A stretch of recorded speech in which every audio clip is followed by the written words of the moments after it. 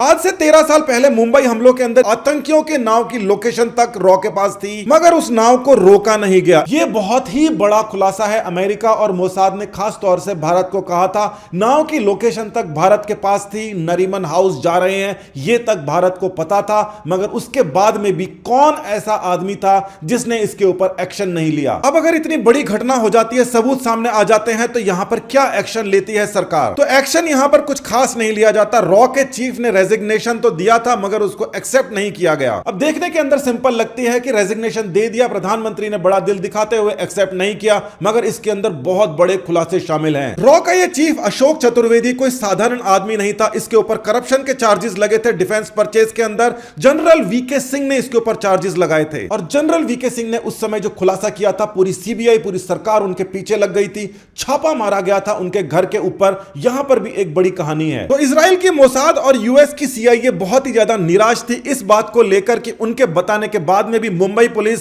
Navy ने कोई खास एक्शन नहीं लिया और मुंबई के अंदर अटैक्स हो गए। जो अलर्ट्स भेजे गए थे उसके अंदर नरीमन हाउस का पूरा पता था, यानी कि पूरा का पूरा प्लान सामने था। और बात केवल इतनी होती तो भी चल जाती, जिस शिप से आतंकवादियों ने आकर अटैक किया था उसके लैटिट्यूड और लॉन्गिट्यूड तक शेयर किए गए थे। आतंकवादी एक डिंगी से आए थे, उन्होंने एक शिप को कब्जे में लिया और उसके बाद में वो मुंबई के अंदर घुसकर अलग अलग जगह जाकर कत्लेआम मचाने लगे। इतना बड़ा इंटेलिजेंस फेलियर जिसको नाम दिया गया था, वो इंटेलिजेंस फेलियर नहीं था, क्योंकि इंटेलिजेंस के पास में तो सारी की सारी सूचनाएं उपलब्ध थी, कहां से आ रहे हैं, कहां पर जा रहे हैं, लैटिट्यूड, लॉन्गिट्यूड, प्रिसाइज लोकेशन तक उनके पास थी। अब उस समय के रॉ के चीफ प्रधानमंत्री के पास में जाते हैं, और प्रधानमंत्री के पास में जाने का मतलब क्या होता है सबको पता है। प्रधानमंत्री के कैबिनेट के सेक्रेटरी, जो कि प्रधानमंत्री द्वारा ही नियुक्त किया जाता है, वो इन अधिकारी का रिश्तेदार था, यानी कि प्रधानमंत्री के द्वारा इनको नियुक्त किया गया था और बीके चतुर्वेदी के द्वारा अशोक चतुर्वेदी के अपॉइंटमेंट में भूमिका निभाई गई थी, जिनके पास में यूएस के, इजराइल के इनपुट्स थे, इंटेलिजेंस की पूरी जानकारी थी, मगर वो लापरवाही दिखाई थी,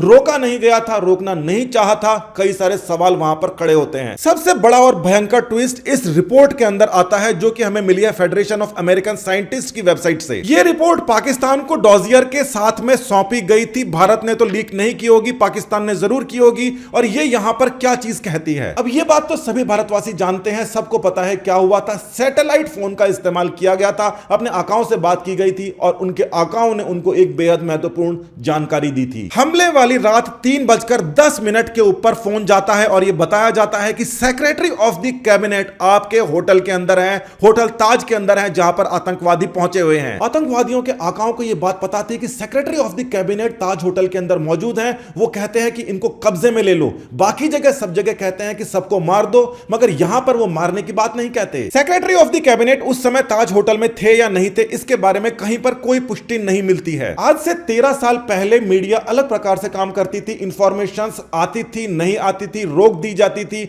जो मीडिया था वो यूपीए गवर्नमेंट के अंदर उनके अनुरूप काम करता था। इसलिए हमें यह बात पता नहीं है कि ये जो हैंडलर आतंकवादी से बात कह रहे हैं, ये इन्हीं के बारे में कह रहे हैं और ये बात सच है या नहीं। तो हैंडलर आतंकवादियों को कहते हैं कि इन 3-4 लोगों को बंदी बना लो और उसके बाद के अंदर मांगे रखो, जो चाहिए, जो टेररिस्ट छुड़वाना है छुड़वा लो। और इनको जिंदा पकड़ने के साथ ही ये कहते हैं कि 1-2 ग्रेनेड बाहर भी फेंक देना, नेवी, पुलिस जो भी है उनके ऊपर फेंक देना। अब देखिए, इस बात पे आ जाते हैं। रॉ के जो चीफ थे, कैबिनेट सेक्रेटरी के जो रिश्तेदार थे, वो अपना रेजिग्नेशन सौंपते हैं प्रधानमंत्री को, और इतनी बड़ी घटना होने के बाद में भी उनको बोला जाता है कि आप अपने पद के ऊपर बने रहिए, कोई दिक्कत नहीं है, आगे देखेंगे क्या करना है। घटना के अगले दिन रॉ के चीफ ने रिजाइन कर दिया। नॉर्मली ऐसा वो क्यों करेगा? वो तभी करेगा जब उसके ऊपर किसी ना किसी प्रकार का संदेह हो, नहीं तो उसको तो इन्वेस्टिगेशन करनी है, मुख्य आरोपियों को पकड़ना है। मगर ये जो रॉ का बहुत ही ताकतवर अधिकारी है, जिसके ऊपर करप्शन के चार्जेस भी लगे हुए हैं, एक और चार्जेस उसके ऊपर यहां पर लग गए हैं, संदेह बन गया है, इनको उस समय गवर्नमेंट हटाती नहीं है और इसके बाद में भी वो कुछ ऐसा गवर्नमेंट से लेते हैं या गवर्नमेंट उनको देती है जो कि संदेह के दायरे में आता है। अशोक चतुर्वेदी नॉर्मली अपना कार्यकाल पूरा करके जब रिटायर होते हैं तो उनको डिप्लोमेटिक पासपोर्ट इशू कर दिया जाता है, जो कि उनको नहीं किया जाना चाहिए था। साथ ही के अंदर उनकी वाइफ को भी डिप्लोमेटिक पासपोर्ट दे दिया जाता है, जो कि बुरी तरीके से रूल्स के अगेंस्ट है।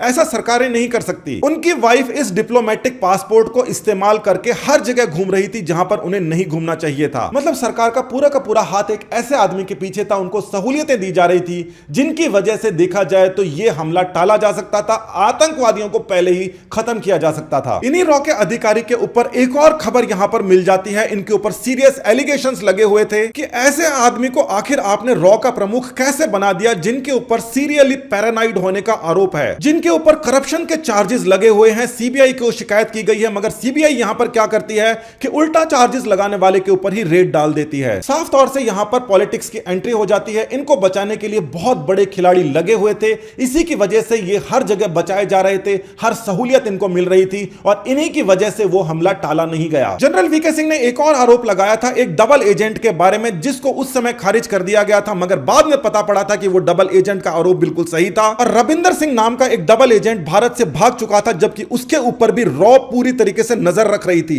यानी कि रॉ काम कैसे कर रही है और उस समय की सीबीआई किस प्रकार से पॉलिटिकली मोटिवेटेड होकर काम कर रही थी, उसका सबसे बड़ा सबूत जानिए। वीके सिंह ने सीबीआई को कहा कि आप इस आदमी के ऊपर नजर डालिए, मगर इसके कहने पर सीबीआई पहुंच जाती है वीके सिंह के यहां पर, मगर इस वीके सिंह के यहां पर नहीं पहुंचती, वो किसी दूसरे वीके सिंह के घर पर पहुंच जाती है रेड डालने। इसका मतलब क्या समझेंगे आप? रॉ के साथ में मिलकर सीबीआई का यह काम था कि जनरल वीके सिंह के घर आनन फानन के अंदर रेड डाल दो, मगर बात बाहर ना निकले।